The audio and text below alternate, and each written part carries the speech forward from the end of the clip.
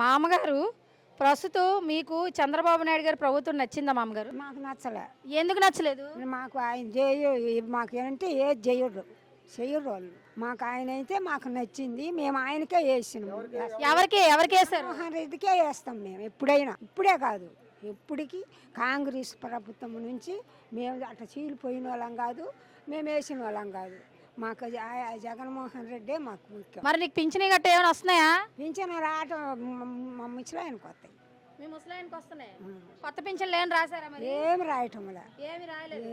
మరి రోజువారీ నిత్యావసర వస్తువులు ఎలా కొంటున్నారు? పప్పులు ఉప్పులు అవి ఏముంది, పప్పులు ఉప్పులు కొనాలంటే రేట్లు పెద్ద మేమేం కొనేం కాదు. మరి జగన్మోహన్ రెడ్డి గారు ముఖ్యమంత్రి ఎందుకు కావాలనుకుంటున్నావు?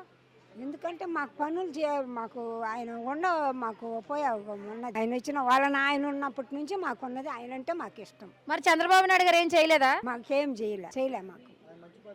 అంటే ప్రస్తుతం ఆయన ప్రభుత్వం మంచి పరిపాలన, మంచి ప్రభుత్వం అంటున్నారు కదా. పోతాము ఏం మంచి మానవ చేసిండు ఆయన, మాకు ఎవరికేం చేసిండు. అసలు ప్రభుత్వం ఉన్న వాళ్ళకి చేసిండ్రే మొడగమని.